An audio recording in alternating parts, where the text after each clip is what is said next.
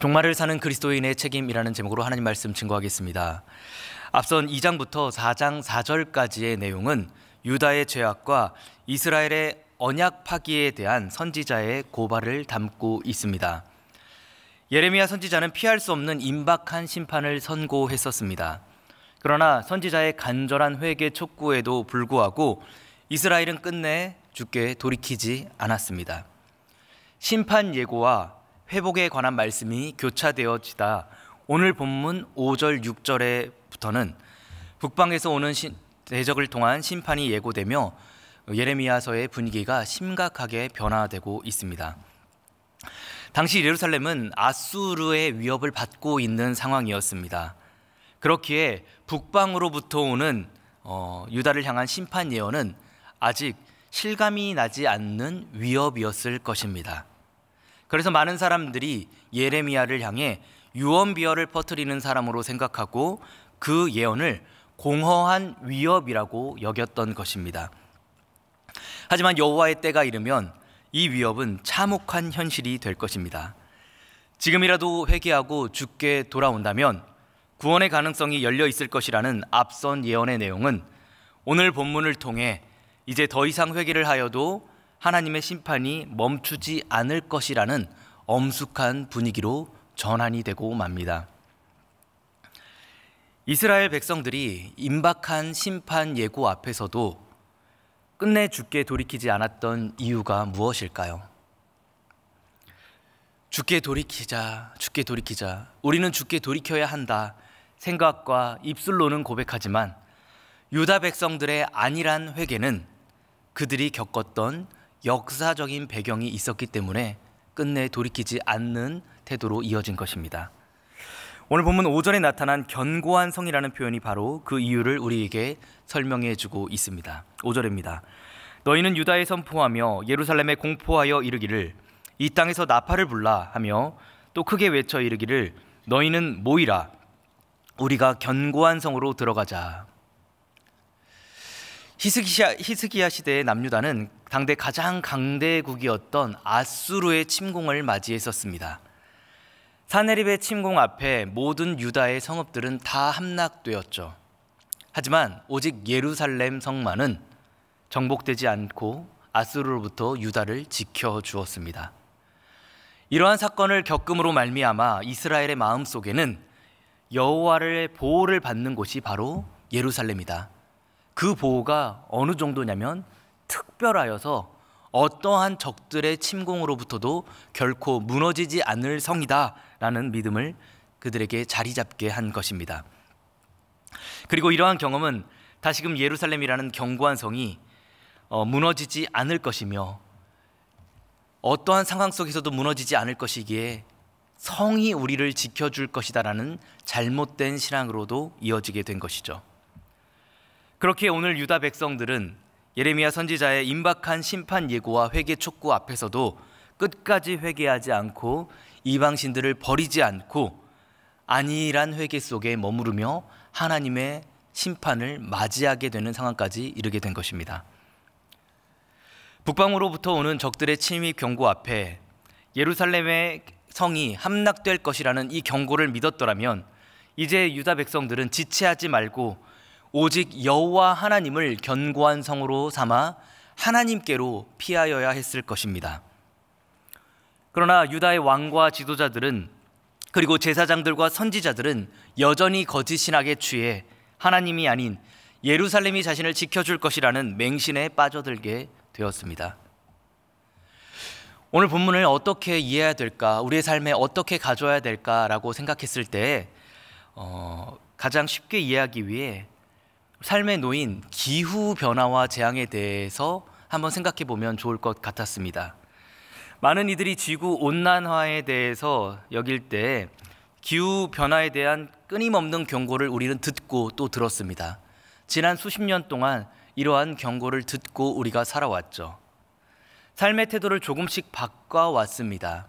일회용품을 줄이고 플라스틱 사용을 줄이고 탄소를 줄이기 위해 힘써 노력했지만 여전히 우리는 편안하고 안락한 삶에 취하여 우리가 사용하고 있는 것을 쉽게 절약하고 끊어내지 못했습니다.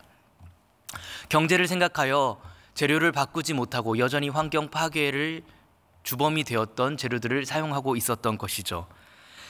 그렇게 우리들의 모습이 어느새 다시 무감각해지고 또 경고를 들었을 때 안일한 회개의 삶으로 돌아가지만 또다시 무감각해지는 삶의 반복 속에서 결국 재앙의 임계점에 도달한 우리들의 모습을 발견하고 맙니다.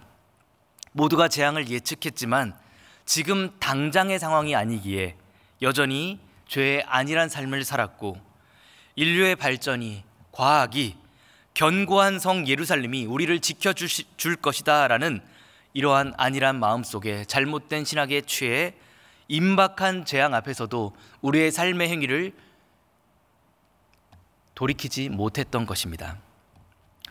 그러나 우리가 너무나 잘 알고 있죠. 기후변화가 일정 시점을 지나면, 그 임계점을 지나면 우리에게 무엇으로 다가오죠? 기후 재앙으로 다가온다는 것을 우리는 알고 지금 우리가 겪고 있는 상황입니다. 이처럼 예루살렘이라는 견고한 성을 기억하는 유대인들은 심판 예고 앞에서도 안일한 회개와 죄악의 반복에 놓여 있었습니다. 그리고 죄의 임계점이 지나자 하나님은 결국 6절을 통해 내가 북방에서 큰 재난과 큰 멸망을 가져오리라는 멸망을 선포하도록 이르게 된 것입니다. 북방에서부터 내려오는 심판은 그들이 한 번도 경험하지 못했던 큰 재앙이자 멸망의 심판일 것입니다. 견고한 성 예루살렘도 쉽게 무너질 것이며 황폐해질 것이며 이스라엘 백성들은 어떻게 하나님께서 자신의 택한 백성인 이스라엘을 버릴 수 있을까라고 상상만 해오던 그 상상이, 그 원망이 곧 처절한 현실이 될 것임을 경험하게 될 것입니다. 이제 이전과 같은 얄팍한 회개로는 하나님의 심판을 피할 수도 없고 돌이킬 수도 없습니다. 곧 내려질 심판이 어떤 심판일까요? 오늘 본문 7절이 그 심판의 내용을 잘 보여주고 있습니다. 7절에 사자가 그 수풀에서 올라왔으며 라고 표현하고 있습니다. 우리가 너무나 잘 알듯이 사자는 배가 고프면 사냥을 하지 않습니다. 그러나 사냥을 하기 위해 수풀에서 나왔다면 사자는 먹잇감을 쥐기 전까지 결탄코 빈손으로 다시 수풀로 돌아가지 않습니다. 작은 토끼라도 한 마리라도 잡아야 그 사냥의 만족을 누리고 먹이를 취하고 수풀로 돌아갑니다. 더구나 먹잇감이 된 사자의 동물은 어떠한 상황이 될까요? 그 사자의 발톱 앞에 처참하게 찢기는 모습을 당하게 됩니다. 7절이 말합니다. 사자가 그 수풀에서 올라왔으며 나라들은 멸하는 자가 되어 나왔으되 내 땅을 황폐하게 하려고 이미 그의 처소를 떠났은즉 내 성읍들이 황폐하여 주민이 없게 되리니.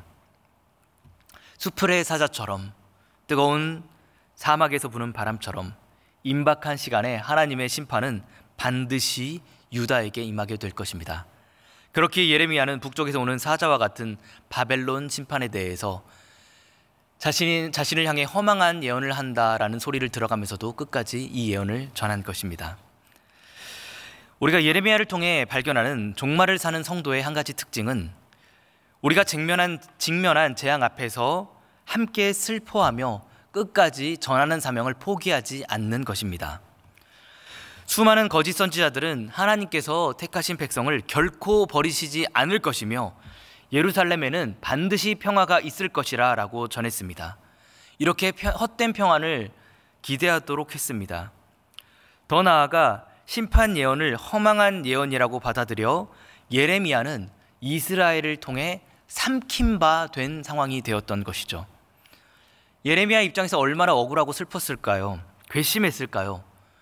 그러나 북방의 군대가 일어나 이스라엘을 삼킬 것이라는 임박한 심판 예고 앞에 선지자의 내면의 마음은 억울함보다 그 심판의 내용을 바라봤기에 동족을 향한 슬픔과 고통으로 더 가득 찼습니다.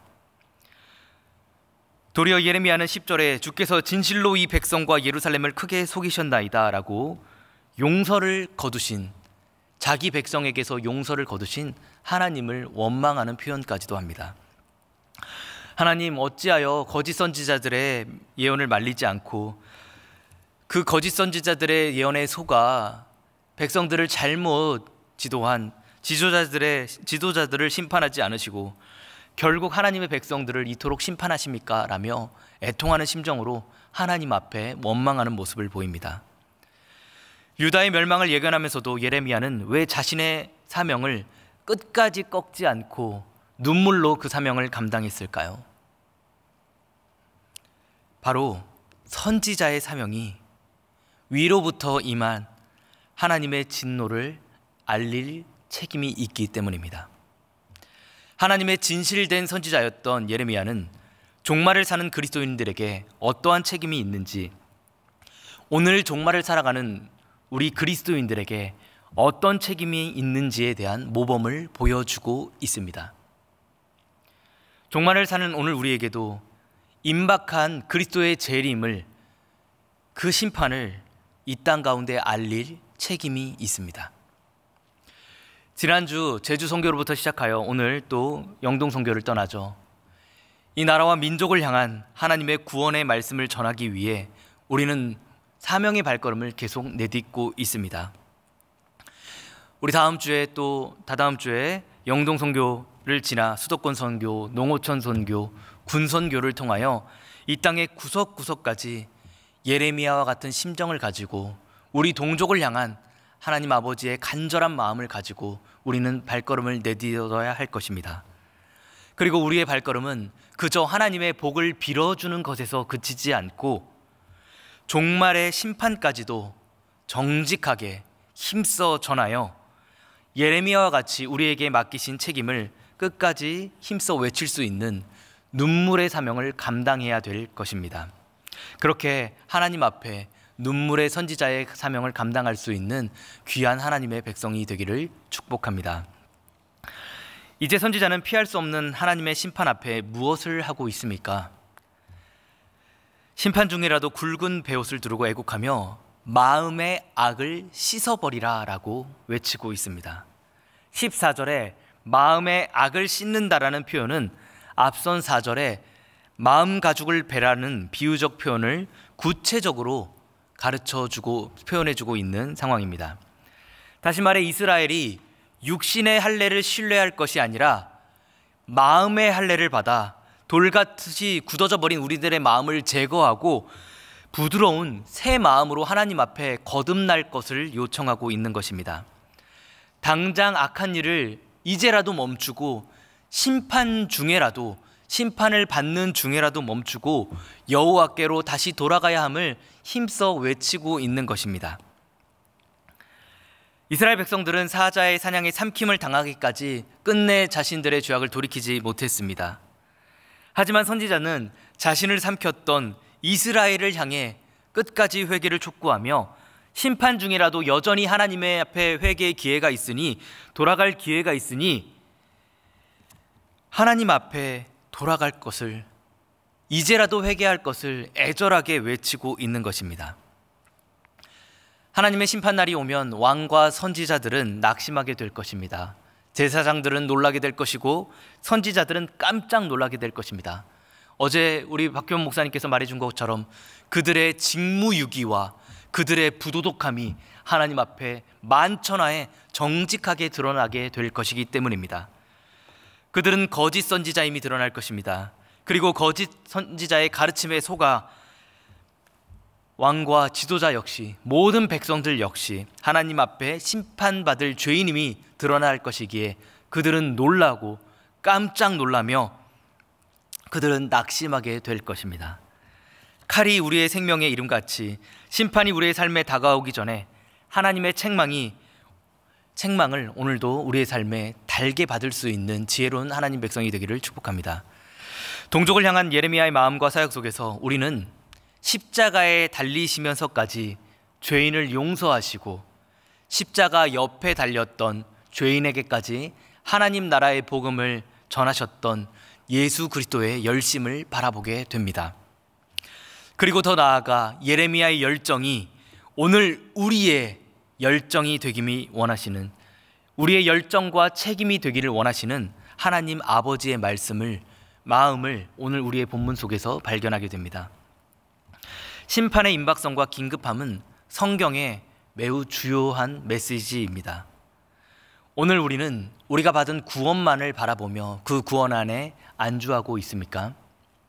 아니면 믿음에 합당한 삶을 살아 죄를 회개하고 그 죄에 임박한 심판을 이 땅 가운데 알리며 하나님 나라의 백성의 삶을 살아가고 있습니까?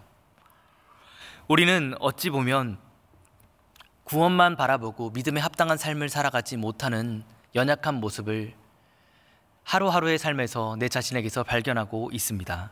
그리고 그 죄를 회개하지 않고 안일한 회개로 계속해서 넘어가는 내 자신의 모습을 발견하게 됩니다. 그러나 그 죄의 임계점이 다가오면 하나님은 우리를 반드시 심판하실 것입니다. 우리는 우리의 종말이 저 멀리 있다라고 생각합니다. 그러나 우리 개개인에게 허락된 종말은 이 땅 가운데에서 길어야 100년입니다. 더 나아가 우리 개개인을 향한 종말의 심판은 당장 오늘이 될 수 있습니다. 우리의 호흡이 주께 속하여 있기에 주께서 오늘 우리의 호흡을 거두면 우리는 당장 그리스도의 심판대 앞에 서야 될 날이 찾아오기 때문입니다. 우리가 받은 구원은 오직 믿음에 합당한 삶으로 하나님 앞에 증명이 됩니다. 그리스도의 심판이 찾아오기 전에, 또한 개인을 향한 인생의 종말이 불시에 찾아오기 전에 하나님 앞에 반드시 오늘 즉시 회개하는 삶을 살아 하나님 앞에 거룩한 삶을 증명해낼 수 있기를 축복합니다. 더 나아가 예레미야와 같이 주의 말씀을 들었을 때 하나님의 말씀을 힘써 전하는 책임을 끝까지 다할 수 있기 원합니다. 심판의 말씀 앞에서도 이웃과 함께 슬퍼하며 끝까지 회개를 촉구하는, 그 회개에 촉구하는 선지자의 사명을 포기하지 않는 하나님의 백성, 종말을 사는 그리스도의 책임을 다하는 거룩한 3일의 성도가 되기를 간절히 축복합니다. 시간 함께 받은 말씀 기억하여 기도하겠습니다. 하나님, 우리가 구원에 합당한 삶을 살아내지 못하는 우리들의 연약한 모습을 발견하게 됩니다. 오늘 하루도 우리의 반복되는 죄악 가운데 하나님 앞에 진실한 회개를 올려드릴 수 있는 거룩한 삶을 살아가게 하시고 이제라도 정직하게 회개하여 주께로 돌이켜 구원에 합당한 삶을 살아가게 하여 주시옵소서.